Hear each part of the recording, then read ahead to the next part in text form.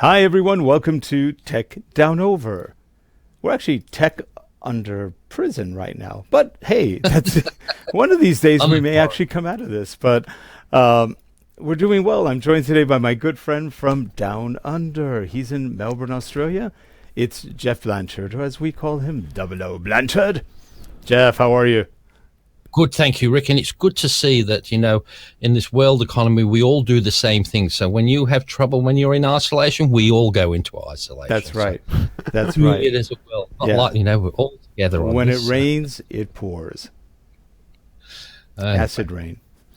Anyway, and we're joined today by, well, he'll be coming on shortly, Harold Muliati. Currently hiding. All right, let's go.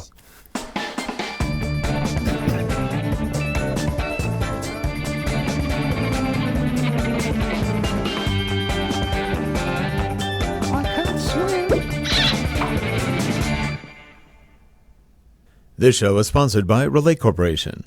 Digital learning development, media development, corporate video, management consulting, and more. Visit us at www.relate.com. Thanks. And we are back. And before we start, I want to talk a little bit about things you can do during this wonderful COVID-19 virus scare to help your finances a little bit. Like everyone else, our company got hit pretty hard by the COVID virus thing because a lot of projects slowed down. Things just aren't working the way we are. If we wanted to do more outdoor video shooting, it's pretty hard right now. There is a lot of forced separation. You can't do this, you can't do that. So it's costing everybody a lot of money. And that means a lot of cash outlay for things that you've already purchased in leases, subscriptions. But for example, if you're an Adobe subscriber to the Creative Cloud, and we have, I think, quite a few Creative Cloud licenses as well as Adobe stock. We have a big license of it. I think it's 700 images a month, and that's over $200 a month. Well, anyway, we're saving about $800 right now because Adobe gave us 2 months for free. That's really nice of them. I sometimes bang Adobe for not doing certain things right or whatever, but right now they're helping people out. If you call, they have a COVID-19 plan. You can talk to the people, tell them why, tell them how you've been impacted, tell them how much it will help. And it does help all of us because 800 every single month for us, when there's not a lot of revenue coming in, we're waiting for cash to come in. It's a lot of money. Add that to the other leases we've got. I'll get to those in a moment. So Adobe does have a plan. You can go on the website, and there is a COVID-19 article in the front, I believe, of the website that tells you, who to call. You can chat with them. You will get very nice people helping you out. My wife has been doing a lot of the finance work on this.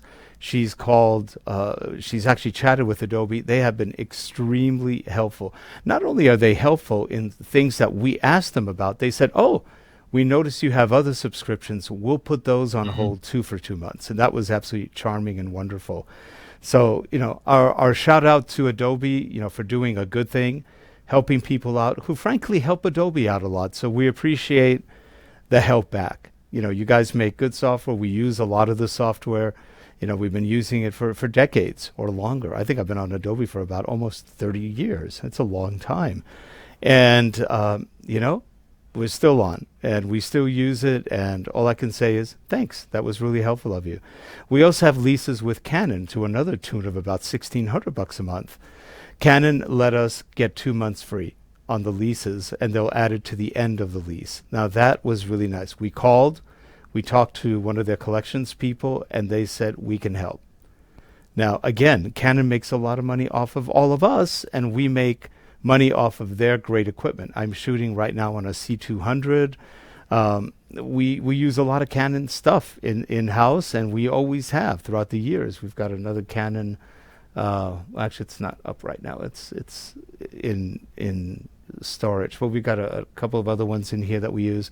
We have the XF705. We've got XA35s. We've got the R. We've always got room for other Canon. Lots of lenses, Canon. So we love the Canon gear. Sometimes we beat up on Canon as everybody else does because they do weird things. But in a time of trouble and financial difficulty for almost everyone, they're helpful. And we appreciate that too. So if you have Canon leases, call Canon up. They'll be more than willing to help. They've been very helpful. And just be nice. Be nice to all. If you're calling people, don't demand anything. Be nice. Ask the favor. Always ask, and ask in a way that makes sense. Be polite. They don't have to give you anything, but they are. And it's, really a nice thing. We've had other places we've gone. Our bank, for example, if you have mortgages with your bank, ask if they will defer payments for several months. Wells Fargo, our bank, called us. We didn't call them, and said, we're delaying your loan payments for 3 months. And they're adding it to the end with no penalties, no extra interest, nothing. That was nice. Those are really nice things that are helping out right now, because cash gets tight in these situations. This has been 3 weeks now of shutdown for us. And other companies we work with, they're shutting down till end of May. That's a long time. And they've got everybody remote. 14,000 workers are remote, or most of them. That's a lot of workers. And it's hard, and it's costing them a fortune. They've had to buy equipment for people, bandwidth issues, you name it. And the same with most companies that we're working with or know. There's a lot of problems. Do call. Ask for favors. Ask, will you do this? Dell Computers, they don't have a formal program, but they told us they'll be having one soon. And so they're working with us. Again, we have probably 4,000 or 5,000 in leases every month. So that's a lot of money. It adds up, and they're all being very helpful. So again, thank you to all of you. If you are in the same situation, and most of us are, call, request, and be grateful. Really be grateful, because they are helping out. They don't have to. Okay. I always find, though, as well, Rick, a good exercise in these times is to just, we're all doing it a bit tougher at the moment. Luckily, I've still got a job, but a lot of people haven't. But it's a good thing to sit back and say, what would happen if I don't have anything coming in? Have a look at all your bills, and you can actually see, because sometimes, like we say, you've got a subscription here, subscription there. When money's coming in and all that, you don't notice $3,000 or $4,000 a year.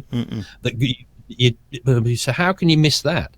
But when you sit down and have a look at all the things coming in, and then sometimes you can see things that you bought that you're paying $50 a month for.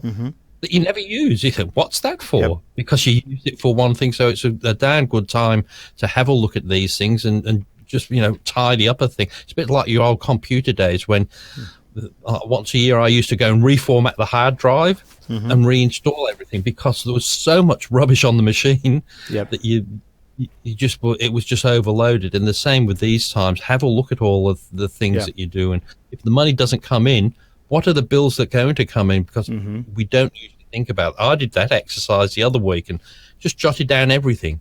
And like I said, I figured out, if I have nothing, how many years can I survive without anything coming in? And I was lucky, at least I had years in there. So I thought, gee, at least that's true. And by then it should be over, hopefully, right? And I think it is really nice that the tech companies are doing things like that, considering that in the earlier stages of this whole thing going on, that they were actually hit. Most of them were hit pretty hard by the manufacturing shortages. So even still, they're doing stuff for people. Yeah. And another thing, you brought something up, Jeff, that I didn't bring up, but call your internet and cable providers or satellite providers, because they also have usually cheaper plans than what you're paying for, and you get more. We just went down from $200 a month to about $100 a month, and we get more than we had at $200. So that was with Spectrum. Call, talk to them. They'll switch your plans, give you probably as much or better, plus faster bandwidth. We were paying $100 a month for 300 megabits down at home, and now we're paying $100 a month for 450 megabits down. So you know what? It was a good deal. If we hadn't called, we wouldn't know. Call, ask what they can do, and sometimes they also have deferment plans where they'll help you right now. It's worth it. Just call. It's amazing what these companies are doing, because they are losing money, just like we are. It's just that they lose it in a bigger scale. Imagine if you think, well, they're a big company. Yeah, but big companies, they may have 1 million, 2 million users, but you add that up, that's a lot of money. Yeah, they had as I said, they've got a lot of money, but it's much easier when they've got a lot of clients. They can go down very, very quickly. Yeah. It is hurting them, and people just think, oh, they've got plenty of money, and always annoys you when the government will do that. But you've got to think we are the government. Yeah. And we heard Best Buy. Yeah, we heard Best Buy, for example, is pretty much laying off people. I think starting this week or this weekend. Because they can't afford it any longer. So they've held people for about a month, and now they're starting to let some go. A lot of them are part-time or temporary workers or just seasonal workers. But they're starting to close it down. They're not going to close, but they're going to do more of you order ahead of time and come pick up, and they don't need as many people for that because they're losing. I mean, and a lot of these retailers, like Best Buy, are not making enormous profits on what they sell. They're pretty discounted. And if a TV sells for $4,000, they sell it for maybe $3,000. So if they're lucky, to get that, lucky. I think that's a bit exaggerating these days in electronics. Right. It's probably $700 what they get out of it. I know retail, you're lucky if you get 10% profit. Oh, really? That low? If you get 10%, on that sort of equipment. Yeah. Maybe it's 10, but I know in my time, 10-15% was war. Yeah. That was top dollar if you got that much. So they have to sell a lot. There's a lot of TVs, and you just think of one person's wages, how many TVs you've got to sell in 1 week just to supply them. So it's a lot. It is a struggle out there. So my advice as well is when it's all over, everybody go out to your electronics store and start spending your money because enjoy it. We're going to have to do that because we can't just hold on to the money, or else it will just get worse and worse. That's We've true. Still got to spend our money. And the money with all the inflation that's going to happen is going to be worth a lot less. Let's keep that in mind too. If you think this is a free ride, folks, think again. Wake up. No. This is going to cost us all a lot of money. But But the thing is, what I don't mind with this, we're all together. So it's not like sometimes where I'm paying a lot more than everybody's got to share the load. So it's if everybody is, nobody's. It's when one. What Jeff means is we're all screwed. That's really what he means. We're not together. We're all screwed. But at least we're doing the same thing. It's you don't think, oh, these people over in that country, they're doing it nice. No, we're all together. No. That's one good thing. We're all got to the same things. The Swedes were a lot smarter than all of us. They said, you know what? We're not going to shut down. We're not shutting anything down. We're going to allow up to 50 people to get together, and we are protecting the seniors. Other than that, we're not going to go through fake numbers, because they were fake numbers. They were so exaggerated in the beginning. Now they've all gone down to almost nothing. Even though people have died, the numbers were grossly exaggerated by about 100-fold. So a lot of BS going on. Let's talk cameras and gear and fun stuff. Yeah. Anyway, there's a product we were watching the other day. It's called the Rhino Arc II. It's a really cool product. Do you want to show the video? Yeah, sure. So here's what it looks like, but here's the video. Hey guys, I'm Kyle with Rhino. This is Rhino Arc II. It's a robotic camera assistant with a 15-pound load capacity that pans, tilts, focuses, and controls your slider for incredible video and time-lapse shots. It's designed to replace your fluid head as the ultimate B-roll machine. When we looked at our workflow as filmmakers, we realized we do a ton of different things. From narrative docs to interviews, weddings, time-lapses, and endless B-roll to make it all cohesive. Our goal with Rhino Arc II is to make your filming process more efficient so you can focus on telling your story. The best part about Rhino gear is how quick it is to set up. Rhino Arc II is no different. Using the ergonomic dual joystick controls, set up a repeatable 4-axis multi-point move in seconds, and use the joystick or iOS app to control the speed of playback.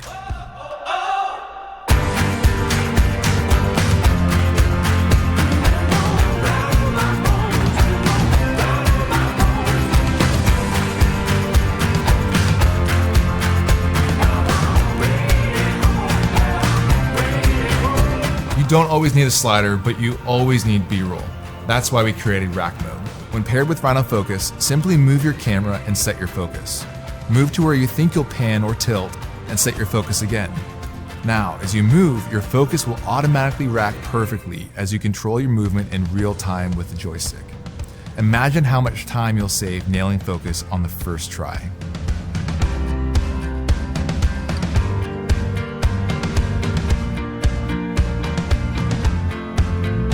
Doing professional interviews is a staple for most filmmakers. Adding motion to your shot ups your production value and is a great way to land higher paying gigs. But what happens if your subject changes their sitting position or moves out of focus? With interview mode, you can pause the looping slider by touching the joystick and discreetly reframe and refocus without having to set up a new move and risk killing the moment. Time-lapsing is one of the favorite parts of my job. Now with Arc II, you can make it even more dynamic with 4 axes: pan, tilt, slide, focus. We have a new feature out called Light Lapse. Won't be available on launch, but will allow you to beta test it when it's ready. It allows you to get holy grail day-to-night time lapses with the touch of a button using a light sensor and a new iOS app.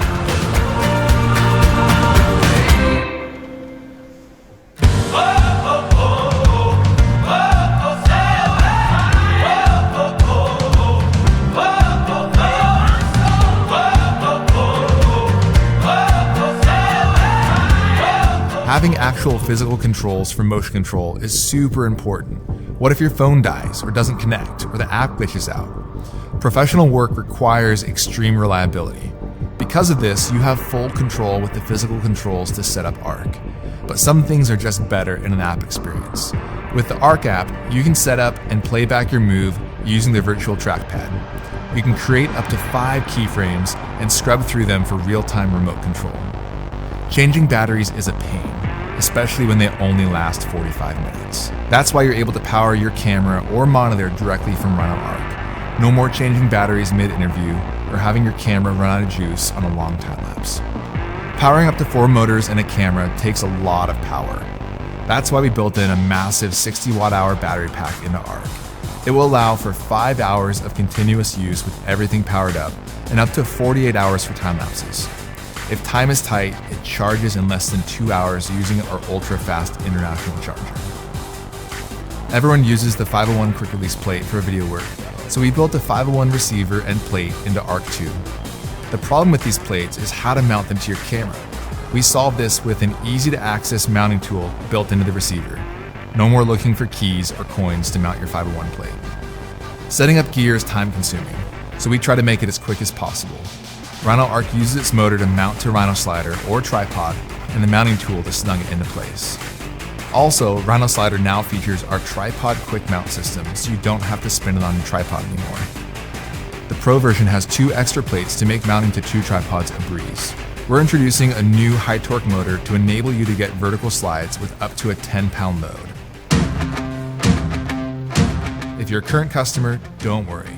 All the new gear can be used with your current Rhino Slider and motor, but you can upgrade to the new motor and rails if you want.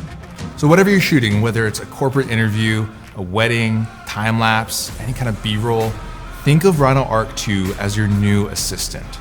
I hope it makes your workflow better and faster so you can spend more time telling your story. So to all of our creatives out there, here's to hard work and great stories.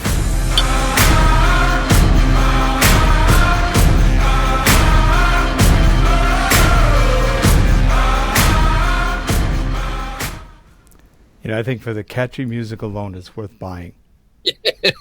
That's right. So that's a really cool device. It's about $1,400, but there's the add-on. Like, for example, $1,400 for the initial engine. Then the slider is probably another who knows how many hundred. And there's a focus add-on too, a follow focus add-on, I guess.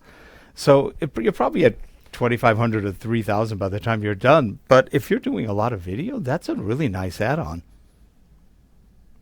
It is quite good to have. It's just, you've got to, when you do get these things, you've got to be prepared to, they're not easy to carry around. So just be aware that you carry those things there, because I've got one. Mm-hmm. I love it. But it's just half the time I can't be bothered taking, because it's such an effort to take it out. that because it's not something you can just do on the fly. You've got to really think about it. Yeah. So you've got to plan your things and say, well, I'm taking this out there, and you have a couple of people because I've got a nice big slider, nice heavy. I've got the pan, tilt, and zoom head, the electronic motors, and all that we'll do on different angles. But you just really got to think it out. But it certainly does make the shots quite different, and it just makes a big difference, like you saw on the interview stuff. Just that slight movement. So even if they ask, because the thing is, you're watching video. If somebody's just talking, you want to see movement, even if there's nothing. If the head's not moving out from the mouth, it makes such a big impact. If they're just moving, even if the whole interview you only move about 4 centimeters, it doesn't matter. It makes a real big difference on that. Now, the only thing is that I wonder about this, because if you have a crew and 2 or 3 people are going out, you really don't need it, because the crew could actually move the camera pretty well, and that wouldn't be an issue. It almost looks like it's geared towards a one-man crew, which, again, like you said, is a lot of work if you're a one-man. You've got to do a lot of setup. It was funny you should say that, Rick, because there's that other product out there that's called the one-man crew, isn't there? Oh, that's right. I forgot about that one. Yeah. It's like an arc. It's like a semicircle, and it's got a Harold's looking right now. I heard him typing. Yeah, I'm going to bring it up. Here we go. Harold's got it up.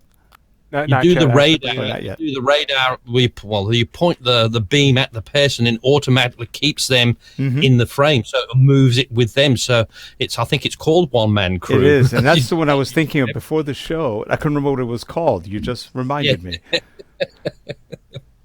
Because that's another. And that arcs in sort of like a semicircle, but it's got that auto follow focus and all that on there. So, yeah, very cool. And there's another one. There's the one-man crew, and what was the other one? Solo Shot 3, but I think. The thing I thought was kind of interesting about the Arc II is that I'm not sure if the one-man crew does that, but I thought it was pretty interesting, the ability to create almost like a keyframe timeline of the shot, where you can like tell it when to move, how to move, and I don't think where it did focus. that on the one-man crew, at least not back then. And you said that solo shot, that's sort of a slightly different product where it is similar to thing, but what that does is, what I liked with it fits onto, say, your camera, and you point it to your subject, but like it will keep that in the shot. So if you've got a 12 times zoom, well, it keeps it in. If it comes closer, it'll go out. So it's not, it doesn't fill up the frame. So it will keep that at that same length. So it looks really good when it follows something. And that's another good one for like one person doing it. Like when I was riding. Solo Shot uses its own camera? That one does. The earlier one used to work off Sony cameras, but this one, that one there, the new one, looks like it's got its own built-in. But the other one used to work off Sony cameras and would use the zoom off it. It was would do that, which the sort of thing that what I used to be doing with riding. You can never take yourself, because you're always the one riding, and people never get the filming right. Whereas if you can have that pointed on yourself and it comes in and out, you might not want all of that stuff, but you can get some damn good footage if it does most of it okay. Yeah, interestingly, they don't seem to have the older Solo Shot on their site anymore, so I think they don't actually make it anymore, which is kind of odd, considering it's a different sort of product. But maybe the thing is, though, when that first one came out that went with the video camera, things were so much more expensive. Maybe it's just as cheap to build and it more efficient to have their own cameras, because cameras have come down, and they might be able to have the smaller, like portable camera that'll do a better job. And let's face it, if it's all in the one unit, that's definitely going to do a much more efficient job than using an external product just attached to it. So yeah, and seeing the Arc II and kind of how bulky it is, and the fact that it's designed to handle big cameras, like large cinema cameras and that sort of thing, it makes me think that even though they mostly show it being used outdoors, it almost seems like it makes more sense on a set or in a studio, that sort of thing. Because it makes kind of more sense for, say, a lone independent director doing a lot of stuff just with the actors and stuff like that. You could potentially eliminate the need for a cameraman, but then like you mentioned, you would need a crew to carry it around. So That's probably- right. Yes. It could revolutionize the porn industry. yeah, the great driver of The great driver of technological all advancement. technology. It's really sad, but that is the great driver of technology. Video streaming would not be what it is today if not for the porn industry. We live in California, and the porn industry is 25 miles south of us, and it's huge.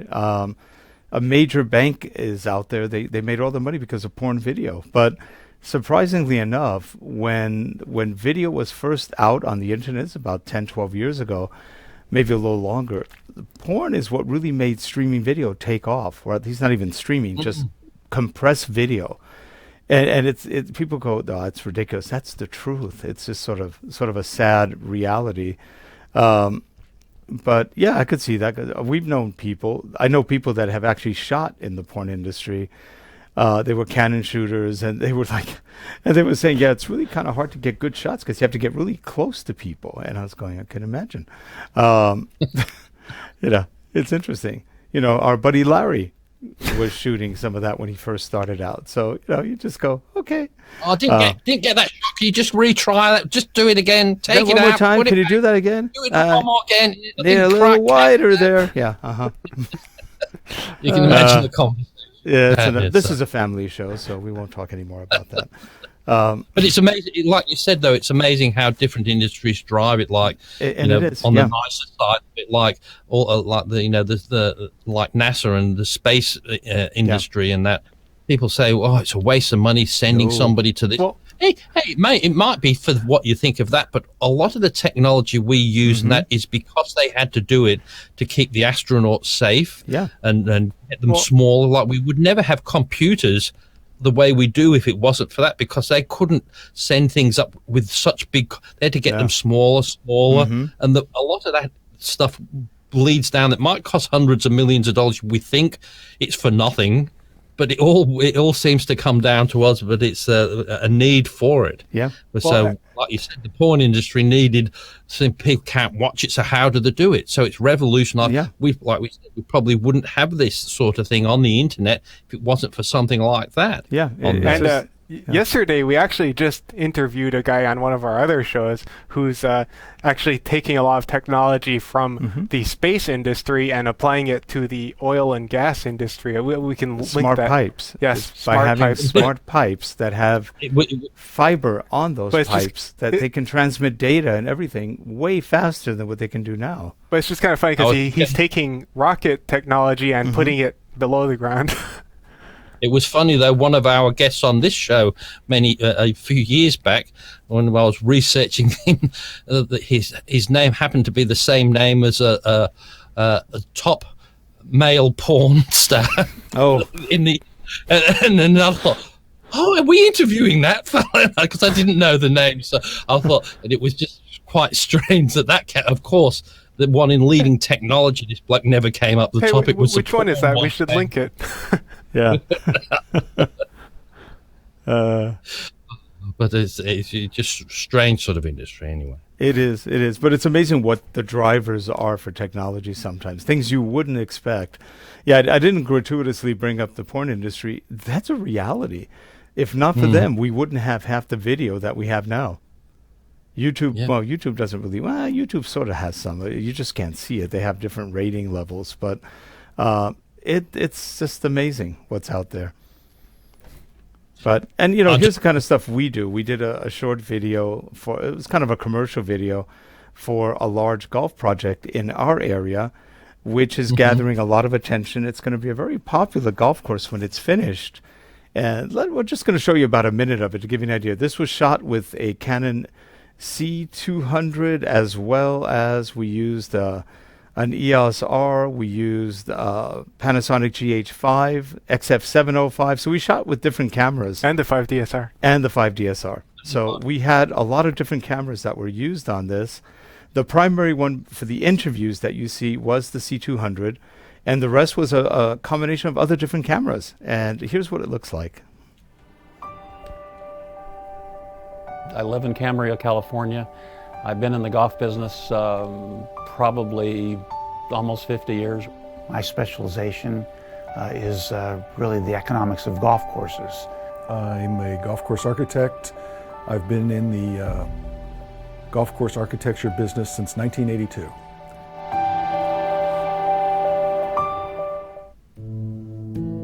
Camarillo Springs is over 50 years old now, and it's really beyond its useful life. The irrigation system is kaput. It has been shut down. The pump stations will not be turned back on. The golf course is in bad condition. It's dead. That's the best way I can say it, I guess. Without the infusion of capital from another source, the likelihood of maintaining a golf course at Camarillo Springs is highly questionable. The two biggest reasons that golf's declining across the country is that it costs too much to play and it takes too long to play.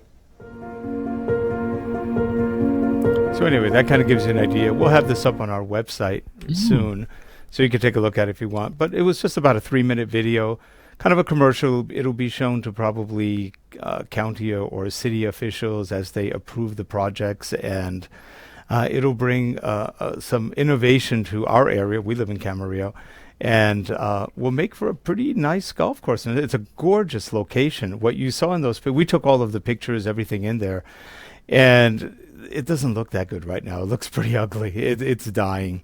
It is dead, actually. And they closed it down.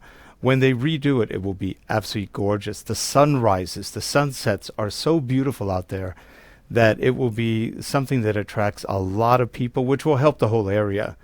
You know, though you have to keep, I think, one whole distance right now, you know, from playing with each other. I don't know. It's just, hopefully we don't get to that stupidity, but it should be great. And that was a lot of fun making that video. We met some really nice folks and got to see a little bit of how the development of these kind of projects works.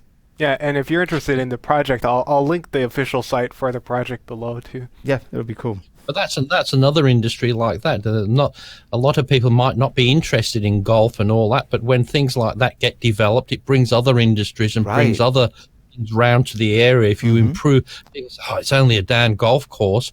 But the thing is, once you do that, it improves all the other businesses around it and makes the area much nicer rather than having something that's not as good. If you get people in there, you get money into the area, and it just improves the whole area, even if you're not interested into golf. And let's face it, the people who play golf are the people you want. They're not the sort of people, there's not like tens of thousands coming at once. No. It's a very quiet sort of industry. It's not one of those big things like having a football ground in your area.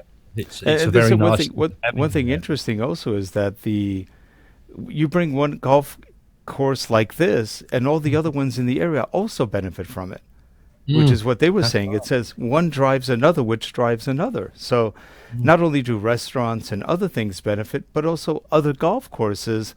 They all kind of leapfrog.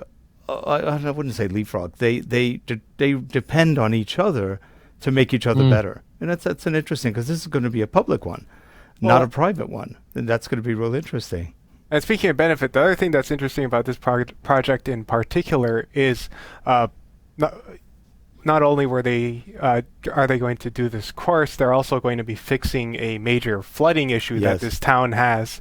The Camarillo Springs, it has when it rains too much there, then it tends to flood, and it affects a lot of the residents. Yep.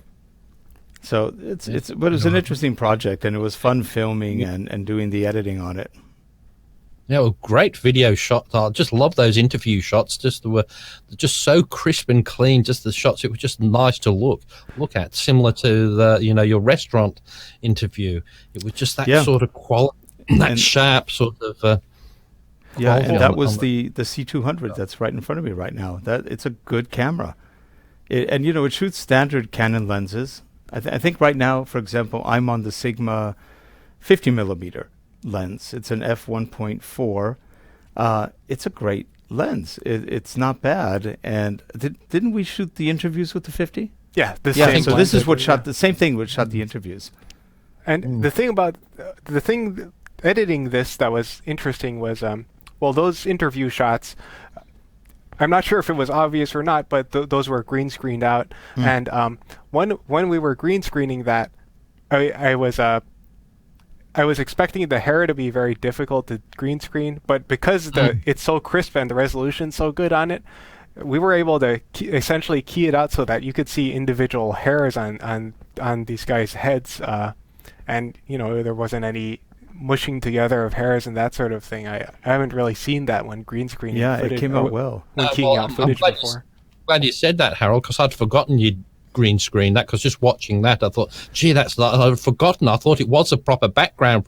I'd forgotten then, but you did say, because it just, and that's what we said before when you had the other week on green screening. Yes. That's when you know you've got it right, when people don't notice it's a green screen. No, and we took those pictures actually at the golf. What was it? That's the it's a. Was that the clubhouse? That's the clubhouse. That was at the clubhouse. Okay.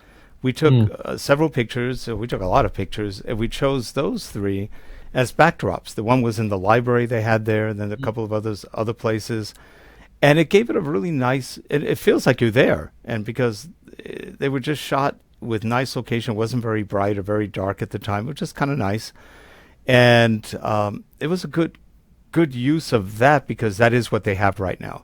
So it wasn't just a made-up picture from Adobe stock or something. It was actually from a real photo that we took.